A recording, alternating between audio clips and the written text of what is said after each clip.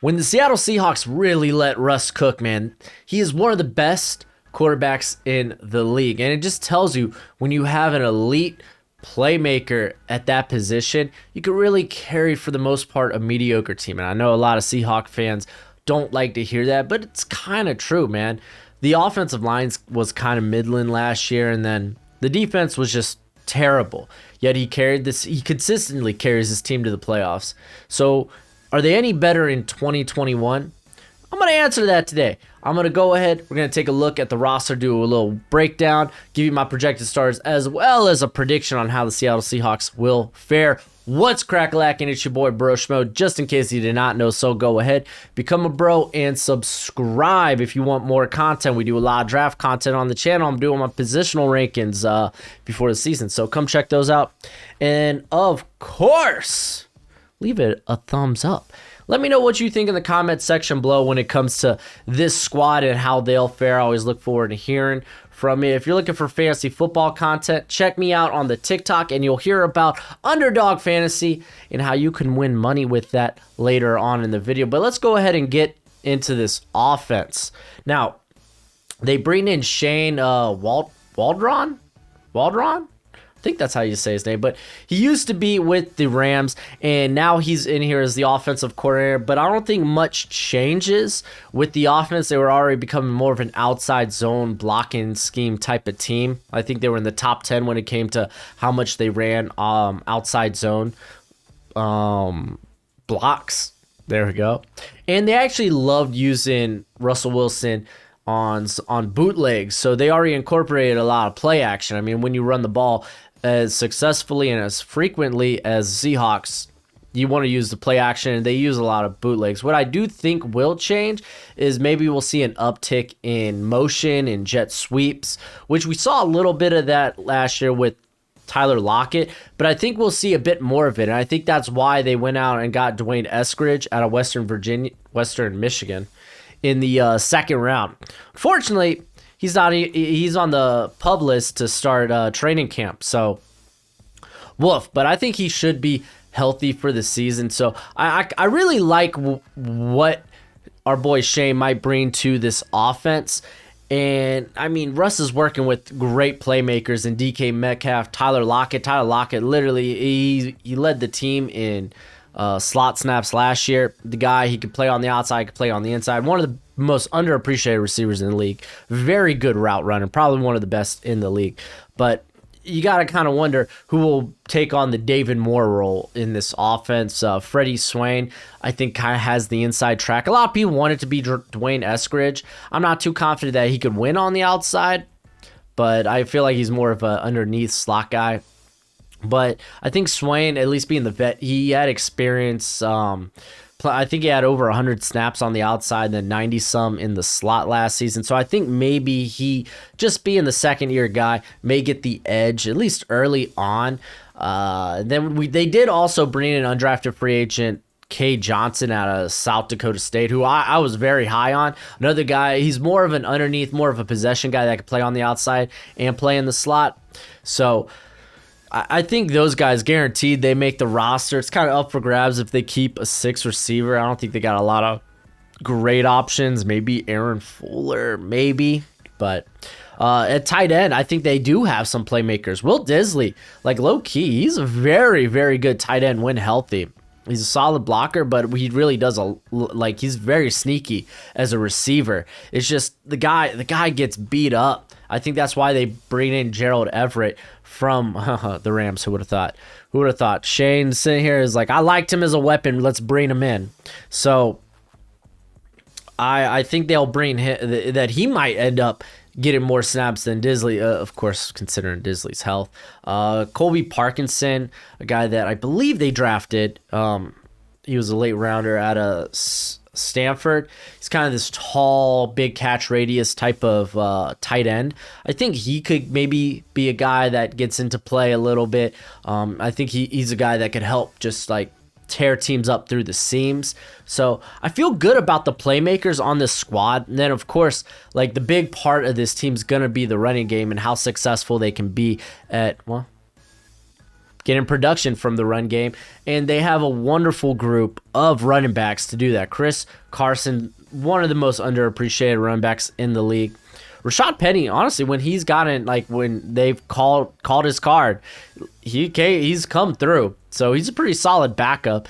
Granted, not what you want from a first-round pick. That's why you don't draft running backs in the first round. And then Travis Homer's a nice threat in the receiving game. We saw bits from DJ Dallas last year in his rookie year. So I think those 4 guys, their jobs are all safe. I don't know if they hold on to another running back. I mean, they bring Alex Collins in on the roster, too. That's kind of wild. He's kind of a journeyman at this point. But Nick Bellore, one of the better blocking tight ends in all of the league. But it's going to come down to how well can this offensive line produce. And luckily, they bring back 4 starters from last season. Probably one of the better tackle duos in the league. In Dwayne Brown, and not a lot of people talk about Brandon Shell, man. He came from the Jets last season and played pretty well for the Seahawks. So I like that duo, man. I like that duo. There's really nothing to complain about. It's really when it comes to the interior. You get Damian Lewis. He's moving over to the left guard spot, and I thought he looked very promising his rookie year. And then they bring in a reliable vet that I think he's a little bit of an upgrade in Gabe Jackson. I think he's definitely on the downslope of his career, but I think he's probably better than what they have available on the roster. And then this is probably the weakest spot. They return Ethan Posick at center. Keep in mind, last year was his first year at center since college, and he was actually one of the worst centers in all of the league. And he's on a 1-year deal. This is make or break for him. He has the ability. I'm telling you, he has the ability to really break out, but they don't really have a guy they can go to on the roster if he doesn't play well, unfortunately. Like, I would say this team, they have some decent depth, but because, like, Cedric O, I think he's a solid replacement tackle if they need him to come in. Jamarco Jones, he's just never flourished. I expected, like, much better from him, but maybe if he gets his card called, man, maybe he steps up. I don't know. But I mean, it led them to taking Stone Forsythe. I don't think he sees much play this year. But one guy that I'm just surprised, Jake Curhan. He was probably the worst offensive lineman at the Senior Bowl. I don't expect him to make the roster. I don't think if Posick, I don't care if how bad Posick is, I don't think Curhan, it's still miles ahead of where Curhan could ever be. But yeah, it's really going to come down to the offensive line, how well they play. And I think they're trending up, honestly. In my opinion, this offense is going to be tough. They got some fabulous playmakers. Let's take a moment to talk about today's sponsor, Underdog Fantasy. Underdog Fantasy is the easiest and the best place to go play fantasy football for big cash prizes. Ooh, wee. And let me tell you, Underdog, they got you covered. All you have to do is draft. No need to worry about injuries, waivers, or lineups. Underdog, they got you covered. So go online or use the app, which is pretty slick, and just draft a season-long best ball team, and they take care of the rest. No in-season management required. And they're willing to give you $25 when you sign up so you can take a shot in their $1 million fantasy football tournament, or you can play in some other best ball leagues, or even make prop bets. Now, you get that free $25 on Underdog when you use the promo code BROSCHMO. It's free to sign up, so use promo code BROSCHMO. Bam, you get your $25 once you make your first deposit. So drop $1 in there, bam, you got $26. You big spender, y'all baller. But go ahead, support Underdog. It helps me out. It's always much appreciated, much obliged. And if you're looking for more fantasy content from me, check me out on TikTok at BroSchmo. The link's in the description below. It really comes down, can the defense make any stops next season? Let's go ahead and take a look at the defense. And this defense, it's your base 4-3. They love cover 3, speaking of which. From Ken Norton Jr. as the defensive coordinator. but he did incorporate a bit more of cover 2 last year. That was actually their second most used coverage. But, oh, man, the thing is, will this team be able to get pressure? They really tried to, they were pretty blitz happy on third downs. They would show cover 1, and they would bring pressure, most notably with Jamal Adams. Jamal Adams actually was probably their best pass rusher last season. That's the unfortunate truth, because this team just couldn't get pressure. Like the front four just couldn't get pressure by themselves.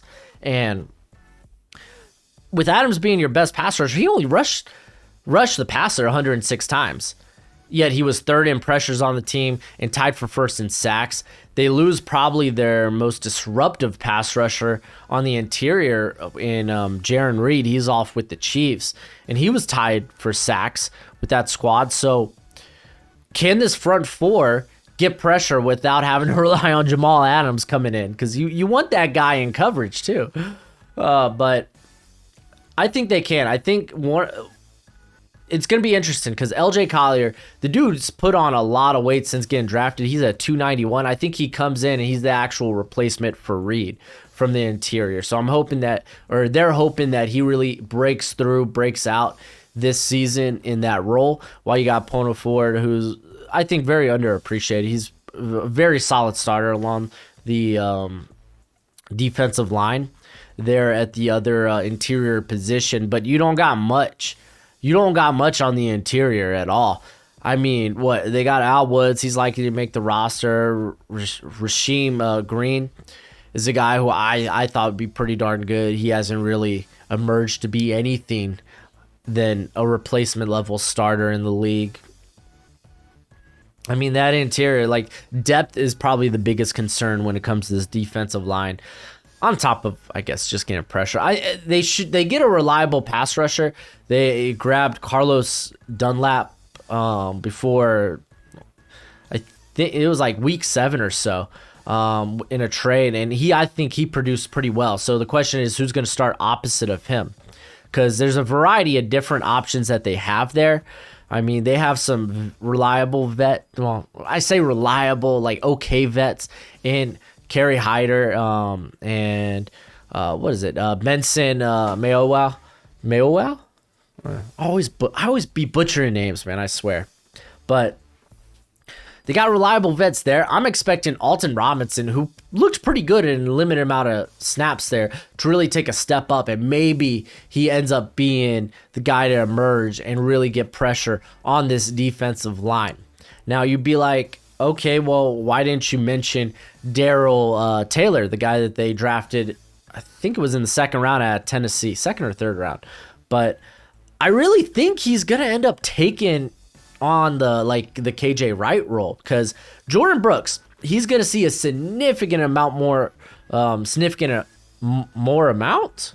Why are words tough? He's going to see significantly more snaps with KJ Wright gone. Of course, Bobby Wagner, one of the best linebackers in the league, he's going to get his. But I think in terms of the Sam linebacker or the rush linebacker, we're going to see Cody Barton and Darrell Taylor try to take on those roles. They brought in Aldon Smith in mind for that, but off-field issues have just been a thing with him, unfortunately. So I think Taylor maybe ends up getting that job, and we might see him sneakily come in and actually do some work. So there's some things to be encouraged about when it comes to the front seven, but it leaves a lot of questions. Like, obviously the depth's not there on the defensive line, and you're just kind of hoping someone emerges. You're hoping Collier has this breakout season. You're hoping you're relying on Alton Robinson to kind of be this breakout guy in year 2. And really the only consistent thing they have in terms of pass rush is Carlos Dunlap. Now, when it comes to the secondary, because the secondary was very disappointed last year, I'm feeling a bit better. I think they got 2 very, very good safeties in Jamal Adams and in Quandre Diggs. And then actually Ryan Neal, he came in bits and pieces last year, and I thought he was pretty solid. But the question is the corner position. They got DJ Reed Jr. The cast off from San Fran. He actually looked pretty darn good last year. I think he's guaranteed one of the starting spots.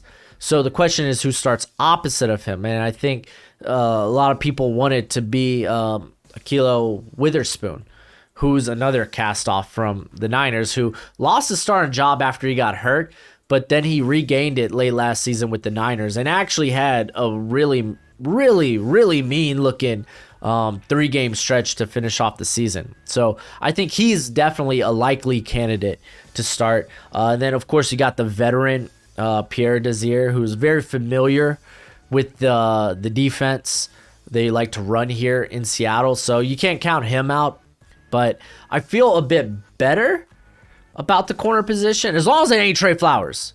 I know if Trey Flowers is on the field, it's no bueno. That's not a good thing. So then who's going to step up and be the slot? And I think actually Ugo Amadi did a very solid job in the slot because Marquise Blair, he ended up getting hurt early. He's kind of this slot safety hybrid that they have. And I think that's going to be a good position battle to have there in the slot. You could also keep in mind with Trey Brown, who maybe they see him more as an outside corner, but with his size, you think he might be better in the NFL in the slot. I was very high on Trey Brown. I thought it was a great pick by the Seahawks. So I wouldn't count him out into the equation here. I mean, looking at the roster, I can't even believe they list Trey Flowers as a starter here. But looking at the rest of the roster, like there's not too many guys that really like. Demarius Randall he's a reliable vet with some versatility. He could play corner and he could play safety. Yeah, but I don't know. You're hoping Brian Mills really makes the roster. Was he a FCS guy? D2 guy? I don't see it. He's a bit he's real lanky. He needs to add muscle to his frame, and he didn't look that good at the Senior Bowl. And Crosswell, he's had notable issues at Arizona State. I'll just say that. But I feel better about the corner position with Reed, with Witherspoon, with Desir. I feel good with Blair and Amadi there in the slot, and then Trey Brown having this nice potential for the future. And then, of course, Diggs and Adams are, I think, a very good safety duo. So I feel better about the secondary. The question is, I don't care about if I feel better. Will they produce? And I think, it's hard to be as bad as last season. I think they will be much better. So let's go ahead and talk about projected starters. I do project stars based on who I think is going to be on the field the most. So the guys that are going to be the snap leaders. I don't really care about base defenses. Teams are in base defenses about 25% of the time. So tell me who's going to be on the field the most.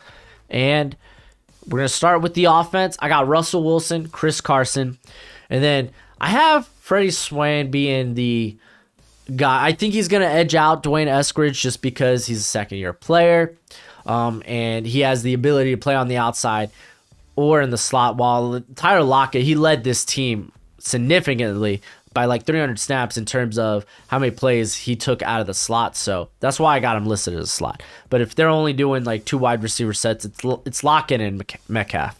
But I have Gerald Everett here. Will Disley, you can't really rely on his health at this point. And then I got Dwayne Brown, Damian Lewis, Ethan Posick, Gabe Jackson, and Brandon Shell. The offensive line should be all right.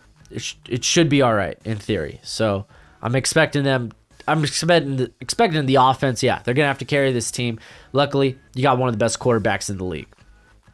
As for the defense, I got Carlos Dunlap, and then Alton Robinson, man. I was pretty high on Alton Robinson. I think I had a 3rd-round grade on him going into the draft. It was nice to see him produce pretty well in limited snaps. And then Ford, and then Collier. Maybe Collier has this breakout season. I think we see him more on the interior now that Reed's gone. And just because of the lack of depth they have there at the position anyway. And then Bobby Wagner, and then Jordan Brooks. I do think Darrell Taylor will have a bit of a role in on this defense. And then DJ Reed, I got Witherspoon. I got Amadi winning the slot spot. And then Adams and Diggs. And I kind of already covered, like, there's a lot of hope. There should be some optimism, at least when it comes to the starters on this team, and them being much better. The question is, can this team get pressure? Because I don't care how big of a jump your corners take in terms of their production. They can't cover forever. You're going to have to be able to get pressure. So how do I feel this team will do? I got them at a nice 11-6. That actually ties them for the division lead there in the NFC West, which is easily the toughest division in all of football. I got them going 3-3. It's really hard to tear these teams too much apart from one another. Obviously, the Seahawks, they start every year fairly strong. That's typically when Russ is at his boiling point, where he is cooking and cooking well. It just kind of all falls down at the end of the season. So, just looking at this, I mean, it's going to be tough to win. Like, I think games really get tough, right? Like, well, the Packers game obviously is going to be pretty tough. But they don't really have a stretch of where they're getting, like, they got tough team after tough team outside of the beginning of the season. I mean, Colts, Titans, Vikings, Niners, Rams, all tough squads. Steelers, I don't expect them to be that good this year. Saints, they're a big question mark at quarterback. And then, obviously, you got a young team of the Jags. And then, well, you got the last dance Packers. But, yeah, no, this team's going to be good. I think 11 wins is about right. That's about where they're at every year. It's what great quarterback play gets you. It's able to make up for some of the deficiencies on your roster. But how will they do in the playoffs? Well, that's a video for another time. Let me know what you think in the comment section below. And, of course, that's it for the video. Go ahead and do that YouTube thing. But until next time, you be easy, my friends. Later.